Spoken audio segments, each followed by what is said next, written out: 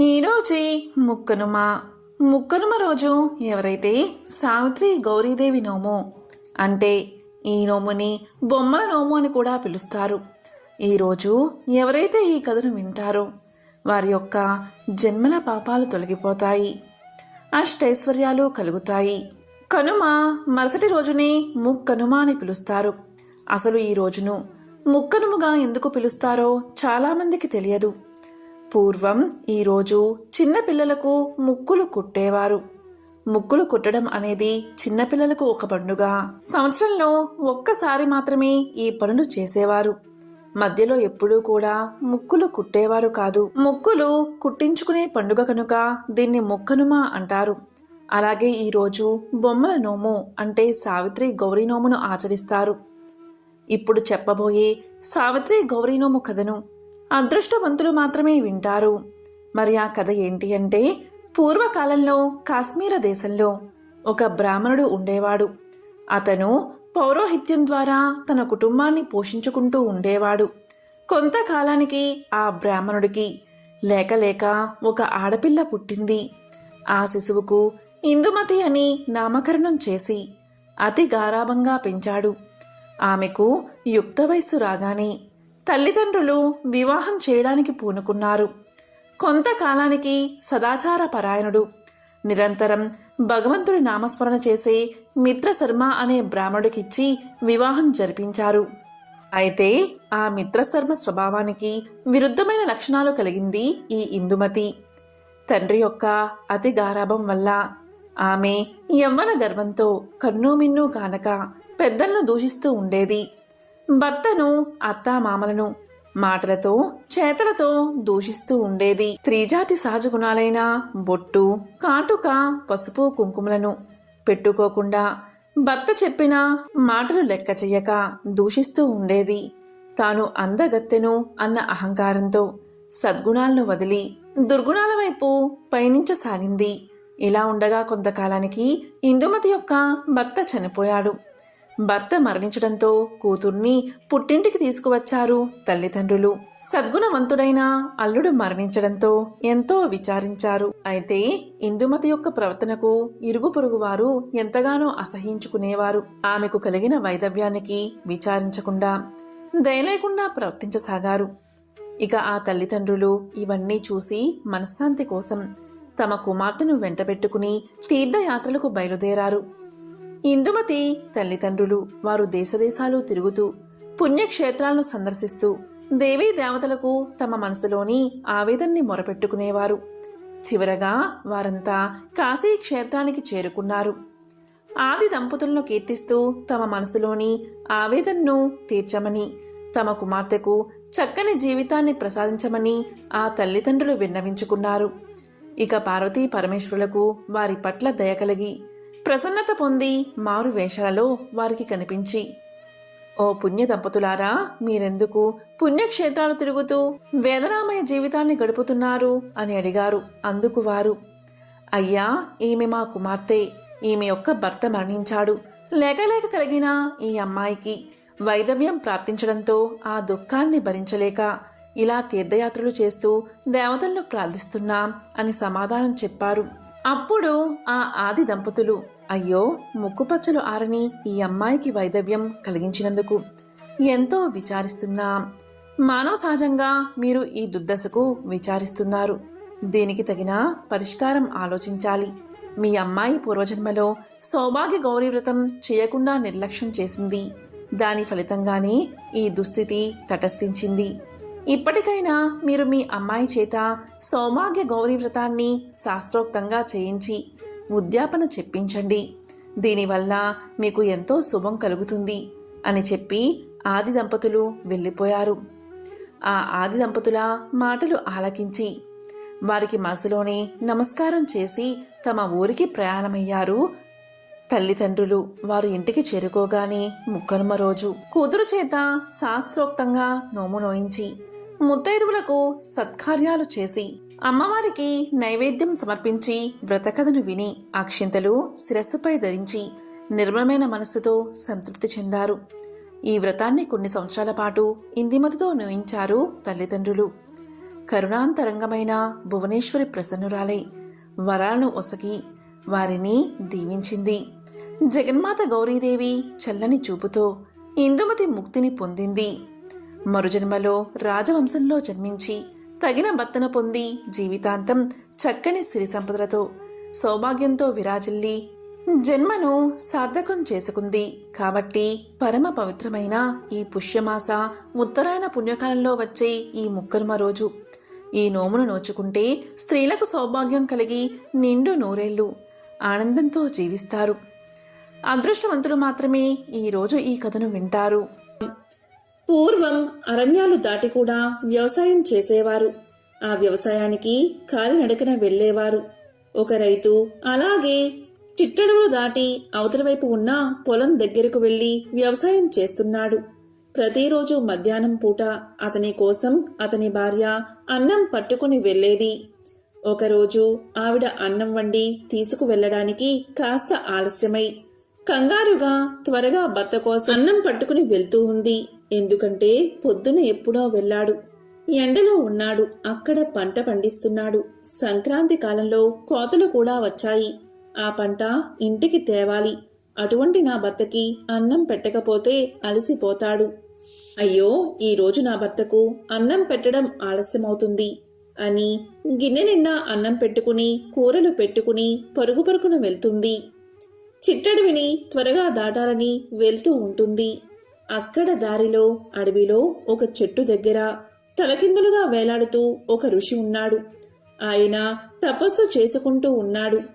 భర్తకు అన్నం తీసుకువెళ్ళాలి అన్న ఆతృతో ఉన్న ఆమె ఆ రైతు భార్య తలకిందులుగా తపస్సు చేస్తున్న ఋషిని ఢీకొట్టింది. వెంటనే ఆ ఋషి కిందకు పడిపోయాడు. అలా పడ్డంతో ఆయనకు ఎంతో కోపం వచ్చింది. అప్పుడు మహర్షి ఇలా అన్నాడు, ఓ నీచురాలా, కష్టపడి 100 సంవత్సరాల నుంచి తపస్సు చేసుకుంటున్నాను. అలా తపస్సు చేసుకుంటున్న నన్ను నువ్వు ఢీకొట్టి కిందకు పడగొట్టావు. నా నెత్తికి గాయమై బొబ్బి కూడా కట్టింది. నా తపస్సు మధ్యలోనే పాడైపోయింది. అందుకే ఇదే నా శాపమని ఇలా అంటాడు. నీ కాళ్ళు వెంటనే పడిపోతాయని శపిస్తాడు. కాని ఆవిడ కాళ్ళు పడిపోలేదు. ఆ రైతు భార్య అప్పుడు ఇలా పలుకుతుంది, క్షమించండి బాబు, నేను కావాలని మిమ్మల్ని తగల్లేదు అని నమస్కారం చేసి పరుగు పరుగున వెళ్ళిపోతుంది. అలా ఆమె ముందుకు పరిగెత్తుకుంటూ వెళ్లడం చూసిన ఆ మహర్షికి మతి పోతుంది. అదేంటి, నేను శపిస్తే ఈ అడవిలోని సింహాలే చచ్చిపోతాయి, పాములు కూడా చచ్చిపోతాయి, ఎంతో మందికి కాళ్ళు విరిగాయి. అటువంటి ఈ రైతు భార్య నన్ను ఢీకొట్టగాని నీ కాలు విరగాలి అని నేను శపించినా సరే ఆమె కాళ్ళు ఎందుకు విరగలేదు అంటే నా దగ్గర తపశ్శక్తి లేదు అన్నమాట. ఇంకెందుకు నేను బతకడమని ఆ చెట్టు కొమ్మకే ఉరివేసుకుని చావబోయాడు మహర్షి. అంతా ఆ చెట్టు మీద ఉన్న వృక్షదేవత చూస్తూనే ఉంది. ఆమె వెంటనే ప్రత్యక్షమై ఇలా పలికింది, మూర్ఖుడా, ఎందుకు చస్తున్నావు అనగానే ఋషి ఇలా పలుకుతాడు, తల్లి, నేను శపించడం వల్ల ఆ రైతు భార్యకు కాలు విరగలేదు. నా దగ్గర తపశ్శక్తి లేనప్పుడు నేను ఎందుకు బతకడం, అందుకే చచ్చిపోతున్నాను అని పలకగానే దానికి వృక్షదేవత ఇలా అంటుంది, అందుకే నేను మూర్ఖుడు అన్నాను. నీవు నిన్ను ఉద్ధరించుకోవడం కోసం, నువ్వు స్వర్గానికి వెళ్లడం కోసం తపస్సు చేస్తున్నావు. ఇది నీ స్వార్థం. కాని ఆ రైతు భార్యది పరమార్థం. రైతు ఎప్పుడో తెల్లవారుజామున లేచి పంట పొలంలో నానా యాతన పడి బోలెడంత ధాన్యం పోగు చేసి ఆ ధాన్యాన్ని లోకానికి ఇస్తున్నాడు. ఆ ధాన్యాన్ని రైతు పండించకపోతే కొన్ని లక్షల మందికి తిండి ఉండదు. అతను లోకాన్ని రక్షిస్తున్న కర్మయోగి. నీవు స్వార్థయోగివి, అతను కర్మయోగి. అలాంటి కర్మయోగికి ఇంత అన్నం పట్టుకెళ్తున్న ఆ పతివ్రత ఆమె కర్మయోగిని. అటువంటి వాళ్లకు నీ శాపం ఏం తగలదు. ఇప్పుడు అర్థమైందా నీది స్వార్థం, వాళ్ళది పరమార్థమని అని వృక్షదేవత పలకగానే ఇదంతా విన్న యోగికి మతి పోయింది. నానా యాతన పడి జపం తపం చేసేవారి కంటే సరైన మార్గంలో, ధర్మ మార్గంలో పంట పండించే రైతులు, తమ పనులు తాము చేసే రైతులు గొప్పవాళ్ళు అని ఆ ఋషికి అర్థమై వెంటనే రైతుల్ని పూజించడం మొదలుపెట్టాడు. ఈ విధంగా ఒక యోగి రైతు భార్యను రైతును పూజించడం వల్ల కనుమ ఆరంభమైందని చెప్తూ ఉంటారు. అందుకే కనుమ రోజు రైతులు పండించిన మినుములను గారెలుగా వేసుకుని తింటారు.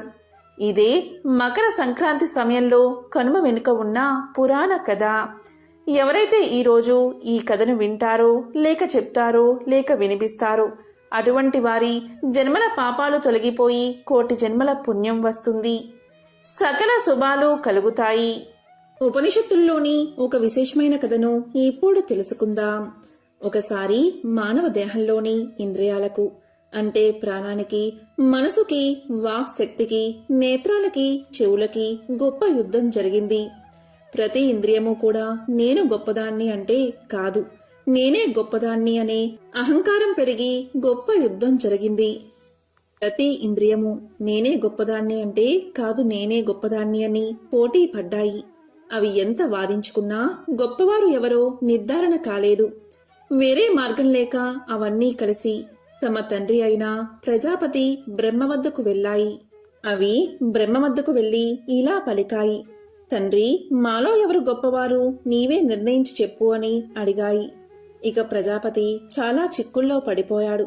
ఆయన అందరికీ తండ్రే కదా, ఆయనకందరూ సమానమే కదా, ఒకరు గొప్ప అని ఇతరులను బాధ పెట్టడం ఏమాత్రం ఇష్టం లేదు ఆయనకి. దాంతో బ్రహ్మ ఇలా పలికాడు, నాయనలారా, మీలో ఎవరు శరీరం నుండి వెళ్ళిపోతే శరీరం పరిస్థితి నికృష్టంగా మారుతుందో అదే శ్రేష్టమైనది, అతనే గొప్పవాడు అని బ్రహ్మ తెలియచేశాడు. ఇక ఇంద్రియాల్లో ఒకటైన వాక్శక్తి ఇలా పలుకుతుంది, నేనే గొప్పదాన్ని, నేను లేకపోతే ఏదీ జరగదు, నేను మాట్లాడకపోతే మీ గతి ఏమవుతుందో చూడండి అని వాక్శక్తి బెదిరించి శరీరాన్ని వదిలి వెళ్లిపోతుంది. 1 సంవత్సరం తర్వాత శరీరం పరిస్థితి ఎలా ఉందో చూడ్డానికి వచ్చి ఇలా పలుకుతుంది, నేను 1 సంవత్సరం లేను కదా, నువ్వు ఎలా ఉన్నావు అని అడుగుతుంది.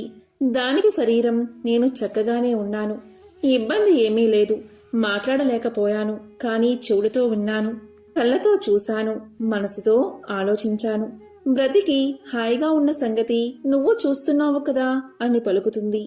ఈ మాటలు విన్న వాక్శక్తి తలవంచుకుని సిగ్గుపడి మళ్లీ శరీరంలోకి ప్రవేశిస్తుంది. ఈసారి నేత్రాలు గర్వించాయి, నేను లేకపోతే ప్రపంచమంతా అంధకారం, వాక్శక్తి ఎలాగో ఓడిపోయింది కాబట్టి నేనే గెలుస్తాను, నేనే గొప్పవాడిని, ఈ విషయాన్ని మీరందరూ తప్పక అంగీకరిస్తారు అని పలికి నేత్రాలు శరీరాన్ని వదిలి వెళ్లిపోయాయి. 1 సంవత్సరం గడిచిన తర్వాత వచ్చి ఇలా అడుగుతుంది నేత్రాలు, నేను లేకపోయేసరికి నీకు చాలా ఇబ్బందిగా అనిపించింది కదా, చాలా కష్టాన్ని అనుభవించావేమో అని అనగానే శరీరం ఇలా చెబుతుంది, ఎలాంటి ఇబ్బంది లేదు, కష్టం అసలే పడలేదు, నేత్రాలతో చూడలేదు కానీ చెవులతో విన్నాను, నోటితో మాట్లాడాను, మనసుతో ఆలోచించాను, హాయిగా ఉన్నాను, చూశావు కదా అని శరీరం సమాధానం చెప్తుంది. ఇది విని నేత్రాలు సిగ్గుపడి శరీరంలోకి ప్రవేశించాయి. ఇక నేత్రాల పక్కన ఉన్న చెవులకు గర్వం కలిగింది. ఈసారి నా గొప్పతనం చూపిస్తాను అనుకుని చెవులు ఇలా అన్నాయి, నేను లేకపోతే మీ శరీరం వృధా అని శరీరాన్ని వదిలిపోయాయి. 1 సంవత్సరం తర్వాత చెవులు తిరిగి వచ్చి శరీరాన్ని చూశాయి. నేను లేకపోతే నువ్వు బాగానే ఉన్నావా అని శరీరాన్ని అడిగాయి. దానికి శరీరం ఇలా సమాధానం చెప్తుంది, నేను బాగానే ఉన్నాను, కళ్ళతో చూశాను, నోటితో మాట్లాడాను, మనసుతో ఆలోచించాను, కేవలం వెళ్ళలేకపోయాను అంతే, బతికే ఉన్నాను, నువ్వు చూస్తున్నావు కదా అని సమాధానం చెప్పింది. ఇదంతా విన్న చెవులు సిగ్గుపడి తిరిగి శరీరంలోకి ప్రవేశించాయి. చివరికి మనసు ఇలా పలికింది, చెవులు, నేత్రాలు, వాక్ శక్తి ఇవన్నీ గొప్పవి కానే కావు, చివరికి ప్రాణం నేను మాత్రమే మిగిలి ఉన్నాం, ప్రాణం అసలు గొప్పది కానే కాదు అంటూ మనసు శరీరాన్ని వదిలి వెళ్ళిపోయింది. 1 సంవత్సరం తర్వాత మనసు వచ్చి శరీరాన్ని చూసి నేను లేకపోయినా శరీరం బాగానే ఉంది, ఏమిటిది అని విచారిస్తూ శరీరాన్ని అడిగింది. దానికి శరీరం ఇలా చెప్పింది, నేను చాలా బాగున్నాను, కళ్ళతో చూశాను, నోటితో మాట్లాడాను, చెవులతో విన్నాను, చాలా హాయిగా ఉన్నాను అని పలకగానే మనసు కూడా సిగ్గుపడి తిరిగి శరీరంలోకి ప్రవేశించింది. ఇప్పటి వరకు ఎవరు గొప్పవారో ఇంకా నిర్ధారణ కాలేదు. ప్రాణం మాత్రం ఇంతవరకు నిశ్శబ్దంగా ఉండి జరిగిందంతా చూస్తూ ఉంది. తాను అన్నిటికంటే గొప్పదాన్నని దానికి తెలుసు. అదే లేకపోతే శరీరం బ్రతకదని తెలుసు.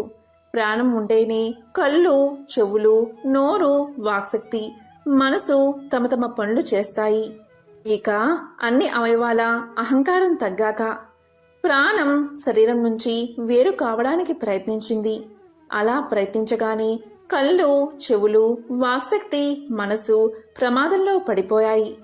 అప్పుడు అవన్నీ కలిసి నీవే గొప్పదానవు, మా అందరికంటే నీవే ఉన్నతమైన దానివి, నీవల్లే మేము జీవించి ఉన్నాము. ఓ ప్రాణమా, నీవే తల్లివి, నీవే తండ్రివి, నీవే శక్తివి, నీవే తేజానివి.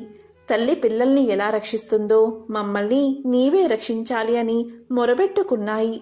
ఇక ప్రాణం ఇదంతా విని సంతోషించి తాను అందరికంటే గొప్పదాన్ని అని అందరూ గ్రహించినందుకు ఎంతో తృప్తి చెందింది. కాబట్టి ఉపనిషత్తులోని ఈ కథను విన్నా, చెప్పినా, చదివినా, వినిపించినా సకల శుభాలు కలుగుతాయి. పూర్వం శ్రీపురము అనే గ్రామంలో మధుసూదనుడు అనే ఒక బ్రాహ్మణుడు ఉండేవాడు. మిక్కిలి దరిద్రుడు అవడం వల్ల బిచ్చమెత్తుకుని జీవనం సాగించేవాడు. ఆ బ్రాహ్మణుడికి ఒక కుమారుడు జన్మించాడు. తల్లికి పాలు లేనందున పిల్లవాడు ఎలా బతకగలడు? పాలు చాలనందున ఆ బాలుడి శరీరం దినదినము కృశించుచున్నది. ఆ బాలుడు చిక్కుపోచున్నందున ఆ బ్రాహ్మణుడి భార్య పెనిమిటితో ఇలా పలికింది: అయ్యా, నేను చెప్పే మాట శ్రద్ధగా వినండి.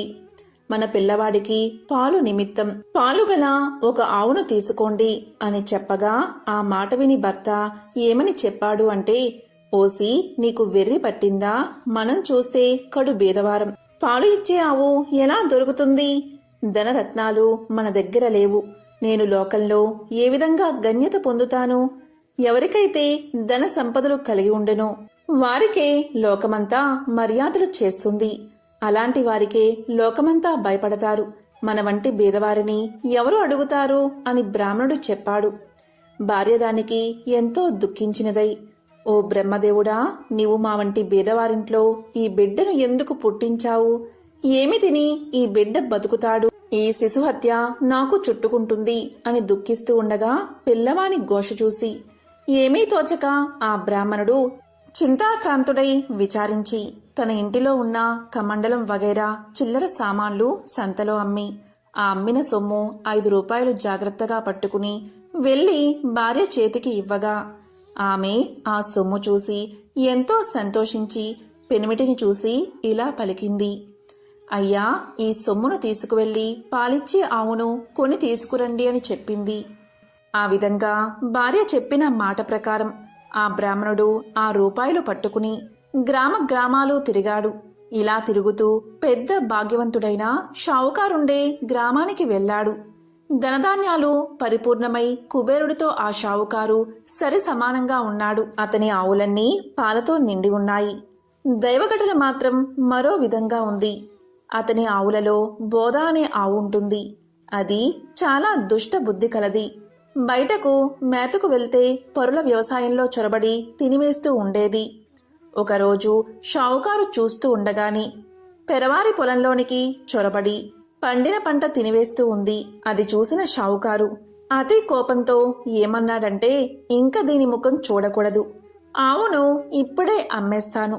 ఇది 50 రూపాయలు అయినప్పటికీ నాకు మంజూరు లేదు. ఇప్పుడు బేరం వస్తే 5 రూపాయలకే ఇచ్చేస్తాను అనేసరికి మధుసూదనుడు అనే బ్రాహ్మణుడు ఆ మాటలు విని షావుకారుతో ఇలా పలికాడు: షావుకారు, వినండి. 50 రూపాయల ఖరీదు గల ఆవు అయినప్పటికీ అందుకు మీకు మంజూరు లేదు. ఆ 5 రూపాయలు నేనే ఇస్తాను. ఆవు దూడ రెండూ నాకు ఇప్పించండి అని అనగానే షావుకారు ఇలా అన్నాడు: ఓ బ్రాహ్మణుడా, నీకు వెర్రి పట్టిందా అని అన్నాడు. దానితో బ్రాహ్మణుడు ఇలా పలికాడు: మీరు షావుకార్లై ఉన్నారు. మీ మాట మీరు నిలుపుకోండి. మాట తప్పితే మీరు అసత్యవంతులు అవుతారు అని అన్నాడు. ఆ బ్రాహ్మణుడు అన్న మాటలు షావుకారు విని తన మదిలో విచారించి తెలియక అనివేశాను, ఈ బ్రాహ్మణుడు ఎక్కడి నుండి వింటున్నాడో? ఈ ఆవును అతనికి ఇవ్వకపోతే నాకు అసత్యం ప్రాప్తిస్తుంది కదా అని బ్రాహ్మణుని చూసి చెయ్యి చాచాడు. వెంటనే సొమ్ము పుచ్చుకుని ఆవును దూడను బ్రాహ్మణుడికి షావుకారు ఇచ్చేశాడు. ఆ ఆవును చూడగానే బ్రాహ్మణ స్త్రీ చంద్రుని చూసిన కలువవలే సంతోషపడింది. వెంటనే పాలు పితికి కుమారుడికి పోసి ఆనందాన్ని చెందింది. ఇలా కొన్ని రోజులు గడిచిపోయాయి. తరువాత ఆవు ఎటుపోయిందో కనిపించలేదు. పొద్దుపోయే వేళయింది. ఆవు రాకపోవడం చూసి బ్రాహ్మణుడు వెతకడం మొదలుపెట్టాడు. వీధుల్లోనూ సమీపంలో ఉన్న వ్యవసాయ భూముల్లోనూ చూశాడు. ఆవు కనిపించలేదు. తెల్లవారగానే నిద్ర మేల్కుని ఆవును వెతకడానికి బయలుదేరి కొంత దూరం నడిచి అక్కడికి వెళ్లి తోటలో ఒక చెట్టును చూశాడు. మధుసూదనుడికి త్రినాద దేవతలు దర్శనం ఇవ్వడం. అది ఒక గొప్ప మర్రి చెట్టు. పైన 3 మనుషులు కూర్చుని ఉన్నారు. వారు వరుసగా బ్రహ్మ విష్ణు మహేశ్వరులు. వారే త్రిమూర్తులు. అటువంటి చెట్టు కింద బ్రాహ్మణుడు కూర్చుని ఆయాసం తీర్చుకుని లేచిపోతూ ఉండగా త్రిమూర్తులు బ్రాహ్మణుడితో ఇలా అన్నారు. ఓ విప్రుడా, నీ మనస్సుకు ఎందుచేత దుఃఖం కలిగింది? నీవు ఎక్కడికి వెళ్తున్నావు? ఆ సంగతి మాతో చెప్పు అనగానే బ్రాహ్మణుడు 2 చేతులు జోడించి, అయ్యా, నేనొక్కడు బీదవాడిని, బిచ్చమెత్తుకుని బతికేవాడిని. నాకు ఒక ఆవు ఉన్నది, అది కనిపించడం లేదు. ఈరోజు శ్రీపురం సంత అవుతున్నది. ఆ సంతకు వెళ్లి దానికోసం వెతుకుతాను.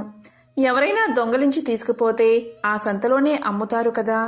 త్రినాథ స్వాములారా, ఈ ఉద్దేశంతోనే నేను వెతుక్కుంటూ వెళ్తున్నాను అని తన సంగతి తెలియచేశాడు. అది విన్న త్రిమూర్తులు బ్రాహ్మణుడుకు ఏం చెప్తున్నారు అంటే, నీవెలాగూ సంతకు వెళ్తున్నావు కదా, మా నిమిత్తం ఏమైనా కొన్ని దినుసులు తీసుకురా అని త్రిమూర్తులు అనగా బ్రాహ్మణుడు ఏమి దినుసులు కావాలి అని అడిగాడు. దానికి త్రిమూర్తులు ఇలా పలికారు. 1 పైసా ఆకుచెక్క, 1 పైసా నూనె మాత్రం తెచ్చి ఇమ్మన్నారు. ఆ మాటలు విని బ్రాహ్మణుడు ఏం చెప్పాడు అంటే, ఓ త్రిమూర్తులారా, నాకు పైసలు ఎక్కడ దొరుకుతాయి? నా దగ్గర ఒక అనా పైసా కూడా లేదు. నేను బీదవాడిని కదా, బిచ్చమెత్తుకుని జీవించేవాడిని కదా అని పలకగా త్రిమూర్తులు ఏమన్నారంటే, ఓ బ్రాహ్మణుడా, విను. అదిగో ఆ గోరంటు పొద కనిపిస్తున్నది కదా, దాని మొదట 3 పైసలు ఉన్నాయి. నువ్వు వెళ్ళి ఆ పైసలు తీసుకో అని అనగానే ఆ మాటలు విన్న బ్రాహ్మణుడు అక్కడకు వెళ్లి ఆ గోరంటు గడ్డి మొదలు పైకి లాగేసరికి 3 పైసలు దొరికాయి. ఇంకా పైసలు ఉంటాయేమో అని ఆ చెట్టును ఇంకా పైకి లాగుతూ ఉన్నాడు. అది చూసిన త్రినాదుల వారు, బ్రాహ్మణుడా, నీకు వెర్రి పట్టిందా? అందులో పైసలు ఇంకా లేవు. ఎంత దొరికితే అంతే ఉంటాయి అన్నారు. ఆ మాటలు బ్రాహ్మణుడు విని అక్కడి నుండి వెళ్ళిపోయాడు. కొంత దూరం వెళ్లి తిరిగి వచ్చి ఆ చెట్టు కింద నిలిచి చేతులు జోడించగా త్రినాదులు ఇలా పలికారు. ఓ విప్రుడా, తిరిగి ఎందుకొచ్చావు అని అనగా బ్రాహ్మణుడు 2 చేతులు జోడించి ఇలా అన్నాడు. అయ్యా, మీరు చెప్పిన వస్తువులు నేను ఎలాగూ తెస్తాను, మరి వాటిని ఎలా తీసుకురావాలి అని అడగగా, నీ పై మీద గావాంచలో తెమ్మని అన్నారు త్రినాదులు. అందుగా బ్రాహ్మణుడు, గావాంచలో నూనె ఎలా ఉంటుంది? మీరు జగత్కర్తలు, నాతో కపటంగా చెబుతున్నారు అని పలకగా త్రిమూర్తులు ఇలా పలికారు. ఓయి, నీతో కపటంగా చెప్పలేదు. మమ్ము తలుచుకుని నూనె గావాంచాలో పోసి తీసుకురా అని చెప్పగా ఆ బ్రాహ్మణుడు శ్రీపురం సంతలో ప్రవేశించాడు. వెళ్లి చూడగా తన ఆవు కనిపించలేదు. ఇక చేసేది లేక త్రినాదులు తెమ్మన్న సరుకులు తేవడం కోసం, అంటే నూనె, వక్కలు, గంజాయి తీసుకురావడానికి బజారుకు వెళ్ళాడు. బజారుకు వెళ్లి తిలకనవానితో ఇలా పలికాడు. 1 పైసా నూనె ఈ గావంచాలో పొయ్యి అన్నాడు. అందుక తిలకలవాడు ఆశ్చర్యపడి, ఈ బ్రాహ్మణుడు పిచ్చివాడు కాబోలు అని నూనె లేదు అని చెప్పాడు. అక్కడి నుండి వెళ్లి ఒక ముసలి తిలకలవానిని నూనె అడిగాడు బ్రాహ్మణుడు. అంత ముసలివాడు ఇలా అన్నాడు. దిగమట్టు నూనె ఎంతటిది కావాలి అని అడగగా 1 పైసా నూనె మాత్రం ఇమ్మని అన్నాడు బ్రాహ్మణుడు. తెలికలవానికి గావంచా చూపించాడు. అప్పుడు తెలికలవాడు ఇలా అనుకున్నాడు. ఈ బ్రాహ్మణుడు వికార్పువాడు కాబోలు, వీణ్ణి మోసం చేసి పైసాలు తీసుకుంటాను అని ఆలోచించి కొలత పాత్ర తిరగవేసి నూనె కొలతవేసి ఇచ్చాడు. విప్రుడు గావంచా కొన చెంగు పట్టుకుని అక్కడి నుండి వెళ్ళిపోయాడు. అంతే, తెలికలవాని కుండలో నూనె కొంచెమైనా లేకుండా పోయింది. అది చూసి తెలికలవాడు మూర్ఛపోయాడు. తెలికల వాళ్ళందరూ పరిగెత్తుకు వచ్చి ముసలవాని ముఖంపై నీళ్లు చల్లి సేద తీర్చి కూర్చోబెట్టారు. ఏం చెప్తాను, ఎక్కడ్నుంచో ఒక బ్రాహ్మణుడు వచ్చి గిద్దెడు నూనె కొన్నాడు. ఇప్పుడు ఇలా వెళ్ళిపోయాడు. అతను అలా వెళ్ళగానే నా కుండలో ఒక్క చుక్కైనా నూనె లేదు అని చెప్పగా అందరూ తెలికల వాళ్ళు ఎంతో బాధపడ్డారు. ఆ విప్రుడు మా వద్దకు వచ్చి మమ్మల్ని కూడా నూనె అడిగాడు. లేదని అనగా వెళ్ళిపోయాడు. ఇలా అందరూ విచారించి పరిగెత్తుకుని విప్రుని వద్దకు వెళ్ళి ఇలా అన్నారు. విప్రుడా, విను, మీరు నూనె కొన్నారు కదా, అది కొలతకు తక్కువగా ఉంది, పూర్తిగా ఇచ్చేస్తాము, పట్టుకుని వెళ్ళండి అన్నారు. మళ్ళీ విప్రుడు సంతకు వెళ్ళాడు. ఈసారి ముందు తెచ్చిన దుత్తతోనే చమురు సరిగ్గా కొలవగా ఎప్పటిలాగే దుత్త భర్తీలైపోయాయి. అది చూసిన ముసలి తెలికలమాని ఆనందానికి అంతు లేకుండా పోయింది. విప్రుని గామంచాలో చమురు ఉంచారు. అది పట్టుకుని విప్రుడు వెళ్ళిపోయాడు. త్రిమూర్తుల వారికి సామాన్లన్నీ ఇచ్చేసి సెలవు అడిగాడు. త్రినాథుల ఆనపై బ్రాహ్మణుడు మేళా జరపడం. సెలవు అడగగానే త్రిమూర్తులు విప్రుడితో ఏమన్నారు అంటే, ఓయి, నీ కష్టం చూసి మా మదిలో దయ కలిగినది. ఒక మాట విను. నీవు త్రినాథుల సేవ చేస్తే నీ దరిద్రం పటాపంచలై అధిక సంపదలు కలుగుతాయి అని త్రినాథులు పలకగా అది విని బ్రాహ్మణుడు, స్వామి, ఏ ఏ వస్తువులతో మిమ్మల్ని పూజించాలి అని అడిగాడు. దానికి త్రినాథులు ఇలా పలికారు. ఓ ద్విజుడా, విను. మా పూజకు అధిక ద్రవ్యం అక్కరలేదు, కొంచెంతోనే తృప్తిని పొందుతాము. ఇప్పుడు నీవు తెచ్చిన 3 పైసాల సామాగ్రి చాలు. త్రిమూర్తుల పూజా ద్రవ్యాలు ఇంతే.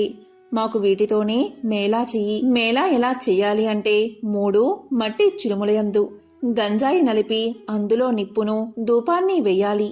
దీపప్రమిదులు 3 చేసి అందులో చమురు వేసి వత్తులు వేసి ఆకు చెక్కలు జాగ్రత్త చేసి ఉంచి రాత్రి తొలిజాములో నీ ఇంటిలోనికి నీ స్నేహితులను పిలిచి పూజా ద్రవ్యాలు తెచ్చి అక్కడ ఉంచి సకల పదార్థాలను స్వాములకు సమర్పించాలి. అలా చేసిన ఎడల సకల పాపాలు నివారించబడతాయి అని చెప్పగా ఆ బ్రాహ్మణుడు విని పూజ చేయడానికి ఉపక్రమించాడు. చెట్టు మొదటిని పూజను ఆరంభించి గంజాయి ముందుగా తయారు పరిచినాడు. అప్పుడు త్రిమూర్తులు, నీ గామంచా చెంగు చీర్చి వత్తులు చెయ్యి అనగా ద్విజుడు ఇలా అంటున్నాడు. నేను బీద బ్రాహ్మణుణ్ణి, బిచ్చమెత్తుకుని దినం గడుపుకుని కుటుంబ పోషణ చేసుకునేవాడిని. అన్న వస్త్రాలకు చాలా కష్టపడుతున్నాను. దీపం ముట్టించడానికి అగ్గిలేదు. నా గావంచా వత్తులకు ప్రాప్తమైనది. నా ఆవు దొంగల పాలైనది. నా కుటుంబం ఉపవాసంతో ఎదురు చూస్తూ ఉంటారు. ఏ బుద్ధితో పూజ చేస్తాను అని యావగించుకుని ద్విజుడు కూర్చున్నాడు. అది చూసి త్రిమూర్తులు ఇలా పలికారు. ఓ ద్విజుడా, మదిలో చింతించకు. నీ ఆవు పెయ్య దొరుకుతాయి. నీవు నీ కుటుంబము సౌఖ్యంగా ఉంటారు. వస్త్రాలు కూడా దొరుకుతాయి అని చెప్పారు. అంతటా బ్రాహ్మణుడు చేతులు జోడించి, స్వాములారా, అటువంటి భాగ్యం నాకెప్పుడు కలుగుతుందో అప్పుడు 5 మేళాలు స్వామివారికి ఇస్తాను. ఈ మాట సత్యమని చెప్పాడు. దీపం వెలిగించుటకు అగ్గిలేదే, నేనేం చేయను అనగా త్రిమూర్తులు ఇలా పలికారు. ఓ బ్రాహ్మణుడా, నీ 2 నేత్రాలు మూసుకో అని అనగానే బ్రాహ్మణుడు వెంటనే నేత్రాలు మూసుకోగా అకస్మాత్తుగా దీపం వెలిగింది. అది చూసి బ్రాహ్మణుడు ఆనందించి స్వామికి మేళా సమర్పించాడు. మేళా ఇచ్చివేసి ఆనందంతో బ్రాహ్మణుడు చేతులు జోడించి సాష్టాంగ దండ ప్రణామాలు చేశాడు. త్రినాథులు బ్రాహ్మణుని అనుగ్రహించడం. ఇలా చేసిన తర్వాత త్రిమూర్తుల వద్ద సెలవు తీసుకుని కొంచెం దూరం నడిచి వెళ్తూ ఉండగా తోవలో బ్రాహ్మణుడికి ఆవు దూడ కనబడ్డాయి. దీంతో బ్రాహ్మణుడు సంతోషించి, త్రినాథుల వారు నా యందు దయ ఉంచి ఆవును పెయ్యను తెచ్చి ఇచ్చారు. వారి పూజ బాగా చేశాను అని అనుకుని ఆవును దూడను తోలుకుని ఇంటికి చేరుకున్నాడు. చూడగా తన ఇంటిలో సిరి సంపదలు పరిపూర్ణంగా ఉన్నాయి. అది చూసి అధికంగా సంతోషాన్ని పొంది కడు శ్రద్ధతో పూజను ఆరంభించాడు. చేయవలసిన కార్యక్రమాలను అందరికీ విశదంగా తెలియచేశాడు. తన స్నేహితులను రప్పించి వెనుకటి వలనే మేళా సమర్పించాడు. మేళా చేసే పద్ధతిని అందరికీ చెప్పగా అంతా ఒప్పుకున్నారు. ఆ రాజ్యంలో ఉన్న ప్రజలు అందరూ త్రినాథ పూజ చేశారు. అందరి ఇళ్లయందు సుఖ సంతోషాలతో నిండి ఉన్నాయి. ఈ పరిస్థితుల కారణంగా షావుకారులందరూ వ్యాపారాలు మూసివేశారు. అందరూ ఆ దేశపు రాజు వద్దకు వెళ్లి ఫిర్యాదు చేశారు. రాజు త్రినాథులను తూలనాడి మేళాను నిషేధించడం. వారిని చూసి రాజు అంటే షావుకారులు చూసి రాజు ఇలా పలికాడు. మీరందరూ ఎందుకు వచ్చారు అని అనగగా షావుకార్లు ఇలా సమాధానం చెప్పారు. అయ్యా, మా ఫిర్యాదు మీరు తప్పకుండా వినాలి. మధుసూదనుడు అనే పేద బ్రాహ్మణుడు ఒకడు బిచ్చమెతుకుని జీవించేవాడు. శ్రీపురం వెళ్లి వచ్చి త్రినాథ మేళాను ఆచరించాడు. త్రినాథులు ఏ దేవతలో వారిని ఆ బ్రాహ్మణుడు పూజించగానే సకల సంపదలు అతనికి కలిగాయి. ఊరిలో ఉన్న రైతులు 50 మంది త్రినాథ మేళా చేశారు. గుడ్డివారు, కుంటివారు అందరూ కూడా ఈ మేళా చేశారు. అందరూ కూడా మోక్షాన్ని పొందారు. ధనధాన్యాలు కలిగి కుబేరుడితో సమానమైపోయారు. మా వ్యాపారాలు పోయాయి. మా క్రయ విక్రయాలు ఎలా జరుగుతాయి అని చెప్పగా రాజా మాటలు విని చాలా కోపం తెచ్చుకుని సకల జనులను పిలిపించి కోపంతో ఇలా పలికాడు. త్రినాథులు అనే దేవతలు ఏ దేవతలు? వారిని మీరు ఎలా పూజిస్తున్నారు? నేను చెప్పే మాట వినండి. రాజుగా ఇది నా ఆజ్ఞ. ఆ పూజ మీరు చేయకూడదు. అలా పూజ ఎవరు చేస్తారో వారు 500 రూపాయలు జరిమానా ఇచ్చి 6 మాసాలు ఖైదులో ఉండాల్సి వస్తుంది. అలా కాని ఎడల శూలం వేయబడుతుంది అని రాజుగారు ప్రజలందరికీ తాకీదు ఇచ్చి పంపించారు. త్రినాథులు రాజుపై కోపగించుట, యువరాజు మరణం. ఈ సంగతి త్రినాథుల వారికి తెలిసి ఆ రాజుకు దండన విధించారు. దాని ఫలితంగా రాజకుమారుడు చనిపోయాడు. నగరంలో ఏడ్పుఘోష వినిపిస్తుంది. ప్రజలందరూ విని రాజు వద్దకు పరిగెత్తారు. రాజు దైవకృప తప్పడం వల్ల తన కుమారుడు చనిపోయాడని అనుకుంటున్నాడు. కుమారుడి ముఖం చూస్తూ రాజు ఏడుస్తున్నాడు. తల్లి, బంధువులు మొదలైన వారంతా దుఃఖిస్తున్నారు.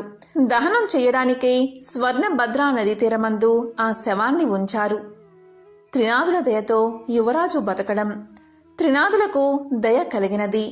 రాజకుమారుణ్ణి బతికించేద్దామా, మనకు పేరు ప్రఖ్యాతులు వస్తాయి అని బాగా ఆలోచించి బ్రాహ్మణ రూపంలో ఆ శ్మశానానికి వచ్చారు. రాజును వారి సమూహాన్ని చూసి ఇలా అన్నారు. మీరందరూ ఈ నదీ తీరానికి ఎందుకు వచ్చారు? ఎందుకు ఇలా విచారంగా కూర్చున్నారు? ఈ పిల్లవాడు ఎందుకు పడుకుని ఉన్నాడు? ఇతని శరీరంలో చల్లదనం కలదే అని అనగా అంతా త్రిమూర్తులతో ఇలా పలికారు. మీతో ఏం చెప్పగలం? రాజకుమారుడు చనిపోయాడు. ఆ రాజు ఏం దోషం చేశాడో కాని ఇతడు చనిపోయాడు అనగా ఈ కుర్రవాడు చనిపోలేదు. త్రినాథుల వారికి రాజు అపరాధం చేసినందున ఈ చావు కలిగినది. ఇప్పుడు మీరందరూ త్రినాథులను భజిస్తే ఆ బాలుడు లేచి కూర్చుంటాడు. మా మేళా చేయడానికి రాజు ఒప్పుకున్నట్లయితే ఈ రాజకుమారుడు బతుకుతాడు అని చెప్పి త్రినాథమూర్తులు అదృశ్యం అయిపోయారు. అందరూ వారి మాటలు విని త్రినాథ స్వాముల పేరు ఆ రాజతనుని చెవిలో చెప్పారు. 7 మేళాలు చేటుకు ఒప్పుకున్నారు. అలా ఒప్పుకోగానే రాజకుమారుడు లేచి కూర్చున్నాడు. అది చూసి అందరూ సంతోషాన్ని పొందారు. అప్పుడు త్రిమూర్తుల పేరు మాటిమాటికి స్మరించారు. అందరి నోటి నుండి వెలువడిన పలుకులు సముద్ర గర్జన వలె వినిపించాయి. వర్తకుడు త్రినాథుల మేళా చేటుకు మొక్కుకోవడం. అటువంటి సమయంలో ఒక వర్తకుడు ఆ ఊరి మీదుగా తన ఓడలో విదేశాలకు సరుకులను తీసుకువెళ్తూ ఉన్నాడు. ఆ ఓడను నడిపించుకుని స్వర్ణభద్రా నదీ తీరమున ప్రవేశించాడు. ఘోష చేసిన స్థలం దగ్గరకు వెళ్లాడు. వారిని చూసి ఆ వర్తకుడు ఇలా అడిగాడు. జనులారా, త్రినాథుల పేర్లు ఏమి పేర్లు? మీరు ఎందుకు స్మరిస్తున్నారు? వినడానికి శ్రద్ధగా ఉన్నాయి అని పలకగానే రాజుగారి మనుషులు ఇలా అన్నారు. ఓ వర్తకుడా, విను. బ్రహ్మ విష్ణు మహేశ్వరులు అనేవారు త్రినాథ స్వాములు. అటువంటి ప్రభువులను మా రాజుగారు మన్నించినందున అపరాధుడు అయ్యాడు. ఆ అపరాధం వల్ల ఈ రాజకుమారుడు చనిపోవడచే ఇతన్ని మేము తీసుకువచ్చి అగ్ని సంస్కారం చేయడానికి కూర్చుని ఉన్నాము. ఇది చూసి ప్రభువులకు దయ కలిగింది. వచ్చి వీడిని బతికించారు. అందుకు మేము 7 మేళాలు చేయడానికి ఒప్పుకున్నాము. వెంటనే రాజకుమారుడు బతికి కూర్చున్నాడు. ఈ విధంగా రాజుగారి మనుషులు చెప్పగా విని షావుకారు మదిలో సంతోషించి అటువంటి ప్రభువు ఎక్కడ ఉంటారు? చనిపోయిన రాజకుమారుడు బతికి కూర్చున్నాడు. నా ఓడలు ఒడ్డున అడ్డుకుని ఉన్నా. నేను ఈ ఓడపై వెళ్లి వస్తాను. నా ఇంటికి సుఖంగా చేరుకుంటాను. నాకు వ్యాపారంలో నష్టం రాకపోయినట్లయితే ప్రభుల వారికి 5 మేళాలు చేస్తాను. ఇలా మనసులో సంకల్పం చేసుకుని ఓడపై కూర్చుని నడిపించుకుని వెళ్లిపోయాడు. పైదేశం వెళ్లి అక్కడ గొప్ప లాభాన్ని పొంది తిరిగి వచ్చి ఓడ నడిబొడ్డున లంకరు వేయించి ఇంటికి వెళ్ళాడు. మేళా చేయకపోవడం వల్ల ఓడ మునిగిపోవడం. తన నౌకర్లందరూ ఓడలోని ధనాన్ని మోసుకుపోయారు. ధనాన్ని ఇంటిలో వేసుకుని షావుకారు సంతోషంతో ఉన్నాడు. ధనం చూసి ప్రభులవారి మేళాలు మర్చిపోయాడు. అందుకు ప్రభువులకు కోపం వచ్చి దండన చేశారు. ఓడ నీటిలో మునిగిపోయింది. నౌకర్లు ఓడలో ఉన్న వారందరూ నీటిలో మునిగిపోయారు. ఈ విషయం తెలిసిన వర్తకుడు భూమిపై పడి గోల పెట్టాడు. మరి కొంతసేపటికి తెలివి తెచ్చుకుని ఏడుస్తూ ఉండగా ఆకాశం నుండి త్రినాథులు ఇలా పలికారు: నీవు మాకు మేళాలు ఇచ్చావు కాదు, అందుచేతే ఓడ మునిగిపోయింది. నీవు 5 మేళాలు సమర్పించినట్లయితే నీ ఓడ నీకు తిరిగి ప్రాప్తిస్తుంది అని సెలవిచ్చారు. అది విని షావుకారు మదిలో దుఃఖించి, ముందు నేను సంకల్పం చేసి ఉన్నాను, ప్రభువుల మహిమను మరిచిపోయాను, ఇప్పుడే త్రినాథుల వారికి మేళా ఇస్తాను అని మదిలో నిశ్చయించుకుని మేళాకు కావాల్సిన సామాగ్రి తెప్పించి స్నేహితులను రప్పించి ప్రభువుల వారికి మేళాను సమర్పించి ప్రార్థించాడు. నీటిలో మునిగిపోయిన ఓడ వెంటనే పైకి తేలింది. అది చూసిన వ్యాపారి పట్టలేని సంతోషాన్ని పొందాడు. పరిచారకులు, నౌకర్లు, ఓడలో గల ధనం అంతా అలాగే ఉన్నాయి. అప్పుడు షావుకారు ధనాన్ని మోయించి ఇంటిలోకి ప్రవేశించాడు. గంజాయి, ఆకులు, చెక్కలు అన్నీ స్వామివారికి మేళా సమర్పించి సాష్టాంగ దండ ప్రణామాలు చేశాడు. రాజ్యమంతా త్రినాథస్వామి మేళా గురించి ప్రకటనలు చేశాడు. మేళాను చూడ్డానికి అంతా వస్తున్నారు. ఇటువంటి స్థితిలో గుడ్డి వాడొకడు తోవను పోయేవారితో, అన్నా మీరెవరు, మీ పేరేమిటి, మీరెక్కడకు వెళ్తున్నారు అని పలికాడు. వారు మేళా చూడ్డానికి వెళ్తున్నాము అని సమాధానం చెప్పారు. అది విన్న గుడ్డివాడు, అన్నా నాకు కళ్ళు లేవు, మీరందరూ నేత్రాలతో చూస్తారు, నేను దేనితో చూస్తాను అని అనగా మేళాకు వెళ్లేవారు ఇలా పలికారు: గుడ్డివాడా, త్రినాథస్వామి వారిని భజించు, నీ కన్నులు బాగా కనబడతాయి, ప్రభువుల వారి మహిమ చూడవచ్చు అని చెప్పి వారంతా మేళా వద్దకు ప్రవేశించారు. గుడ్డివాడు ఆ తోవలో కూర్చుని స్వామివారిని భజన చేస్తూ ఉండగా కొంచెం కన్నులు కనిపించాయి. అప్పుడు గుడ్డివాడు కొంత దూరం పోయాడు. దారిలో ఒక సొట్టవాడు కూర్చుని ఉన్నాడు.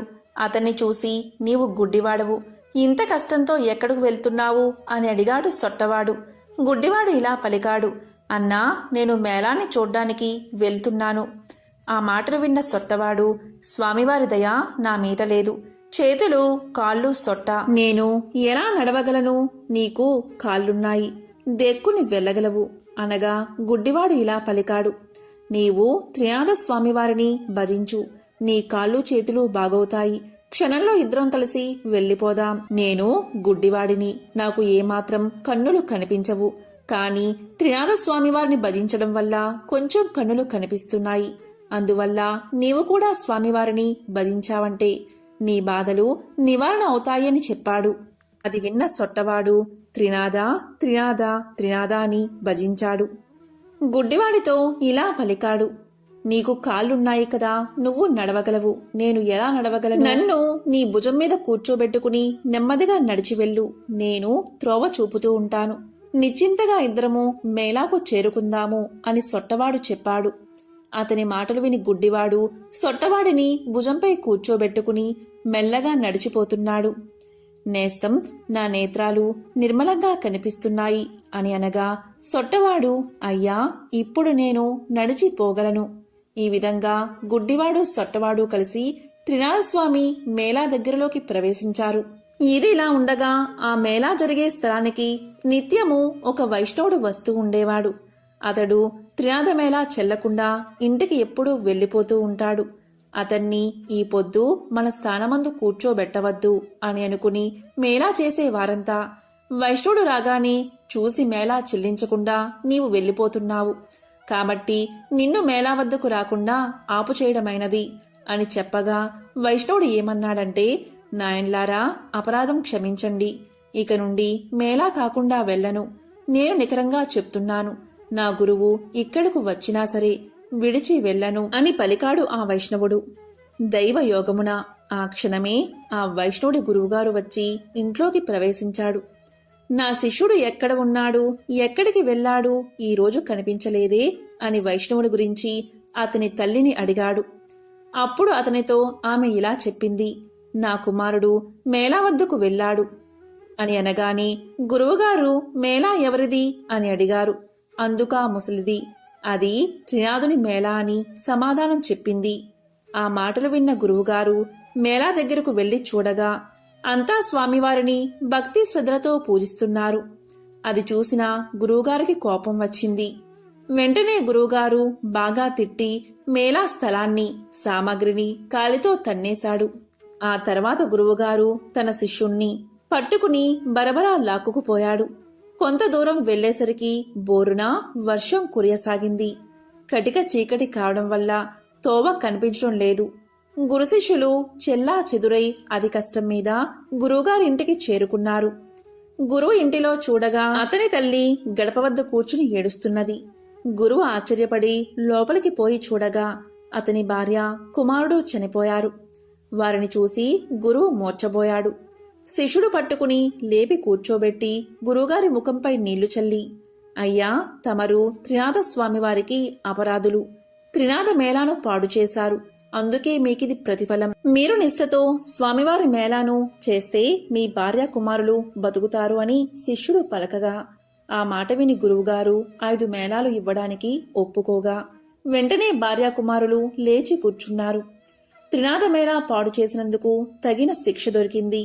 నేను మూర్ఖుడను, అదముడను, ప్రభులవారి మహిమ తెలుసుకోలేకపోయాను అని ప్రభులవారిని క్షమాపణ వేడి మేళాకు కావలసిన పదార్థాలు యావత్ తెప్పించి అందరితో కలిసి మేళా సమర్పించాడు.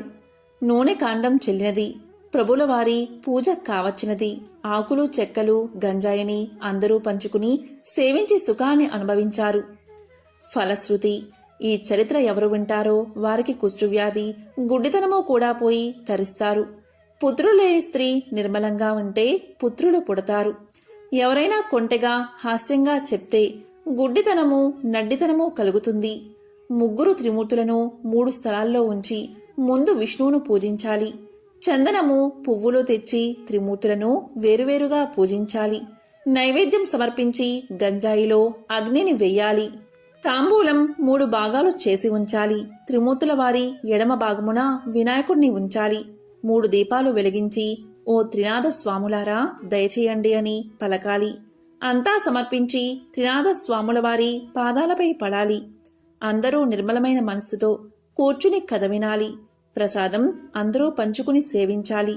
ఈ విధంగా త్రినాథులను పూజిస్తే త్రినాథుల అనుగ్రహం తప్పకుండా అలాంటి వారికి కలుగుతుంది. త్రిమూర్తులైన బ్రహ్మ విష్ణు మహేశ్వరుల్నే త్రినాథులుగా ఈ వ్రతకథలో పూజించడం జరిగింది. ఇలా ఒకేసారి త్రిమూర్తులను పూజించే వ్రతం ఎక్కడా లేదు. ఈ విధంగా త్రిమూర్తులను ఒకేసారి పూజించే వ్రతమే త్రినాథ వ్రతం. ఇందులో గంజాయి ధూపం సమర్పించాలని ఉంటుంది. ప్రస్తుతం గంజాయి కలిగి ఉండడం చట్టరీత్యా నేరం కనుక పొగాకునే సమర్పించుకోవచ్చు. గంజాయి సమర్పించడం అంటే చాలా మందికి ఈ వ్రతం పట్ల సదభిప్రాయం కలగకపోవచ్చు. కానీ ఉత్తర భారతదేశంలో ముఖ్యంగా కాల భైరవస్వామి ఆరాధనలో మద్యం కళ్ళు వంటివి సమర్పిస్తారు. ఈశ్వర ఆరాధనలో గంజాయి పొగాకు వంటివి సమర్పించడం మనం చూడవచ్చు. ఎవరికైతే ఆసక్తి ఉంటుందో మీ సంకల్పాన్ని బట్టి మేళా అంటే వ్రతాన్ని కొన్ని సంఖ్యల్లో చేయవచ్చు. సాధారణంగా మనం బేసి సంఖ్యల్లో అంటే 1, 3, 5, 7, 9, 11 ఇలా మేళాను సమర్పించవచ్చు. అంటే వ్రతాన్ని చేయవచ్చు. మంగళం భగవాన్ విష్ణు, మంగళం మధుసూదన, మంగళం పుండరీకాక్ష, మంగళం గరుడధ్వజ, నీలాచల నివాసాయ నిత్యాయ పరమాత్మని, శ్రీ లక్ష్మీ ప్రాణనాదాయ జగన్నాథాయ మంగళం, దత్తాత్రేయ పుత్రాయ శ్రీ త్రినాథాయ మంగళం. మంగళం భగవాన్ విష్ణు, మంగళం మధుసూదన, మంగళం పుండరీకాక్ష, మంగళం గరుడధ్వజ, నీలాచల నివాసాయ నిత్యాయ పరమాత్మని, శ్రీ లక్ష్మీ ప్రాణనాదాయ జగన్నాథాయ మంగళం, దత్తాత్రేయ పుత్రాయ శ్రీ త్రినాథాయ మంగళం. ఎవరైతే ఈ త్రినాథ వ్రత కథను ఈ కార్తీక మాసంలో ఒక్కసారైనా వింటారో అటువంటి వారి సకల పాపాలు తొలగిపోతాయి, సమస్త దోషాలు తొలగిపోతాయి. ఆ త్రిమూర్తుల అనుగ్రహం తప్పకుండా వారికి కలుగుతుంది. ఓం త్రిమూర్తి స్వరూపాయ నమః.